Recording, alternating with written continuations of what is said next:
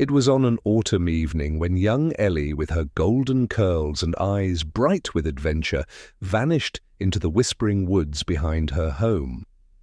Her parents, Jack and Laura, had let her roam free, the woods a playground they knew, like the back of their hands. But when dusk painted the sky in hues of warning, and Ellie did not return, panic set in.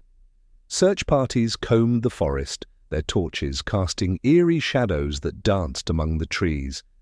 Every shout of Ellie echoed back mockingly. Days turned into nights with no sign of her, until the 6th day when they found something chilling beneath an ancient oak, its roots twisted like the fingers of a witch. It was a doll, but unlike any they had seen. Its face was that of a child, but the eyes were not glass. They looked too real, too pained. The doll was dressed in rags that might once have been a child's dress, now decayed and clinging to a frame that felt disturbingly like bone.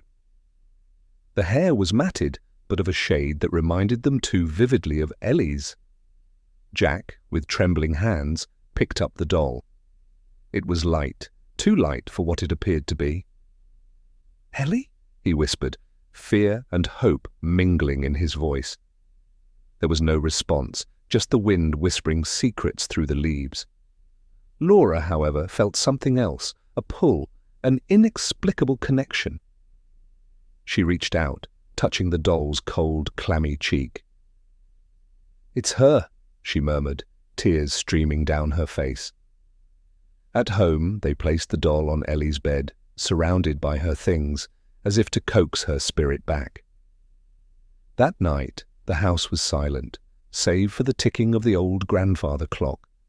But then, Laura heard it, a soft, sobbing sound from Ellie's room. Rushing in, she found the doll, its chest rising and falling as if breathing, tears streaming from those hauntingly real eyes. Jack, skeptical yet terrified, called for help. But when the authorities arrived, they saw only a doll, dismissing Laura's and Jack's claims as the grief-stricken ravings of parents in denial. Yet they couldn't explain why the doll now bore a small cut on its arm, mirroring one Ellie had received days before her disappearance. Days passed, and the doll began to move when no one was watching. Toys would shift, clothes would be rearranged, and sometimes a faint voice would call out, "Mommy! Daddy!" in the dead of night. Desperate, Jack and Laura turned to folklore, speaking with an old woman known for her knowledge of the occult. She listened, her eyes growing wide with recognition. "This is no mere doll," she said, her voice low. "It's a transformation, a curse. Your daughter's spirit, trapped within, her body perhaps hidden away by dark forces." The old woman instructed them to perform a ritual at midnight in the same woods where Ellie was lost, using the doll as the focal point. With heavy hearts but a glimmer of hope, they did as instructed.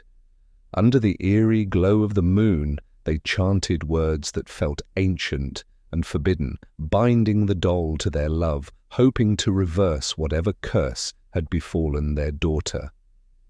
As the clock struck midnight, the doll began to tremble violently, its rags tearing away, revealing not wood or cloth, but flesh beneath.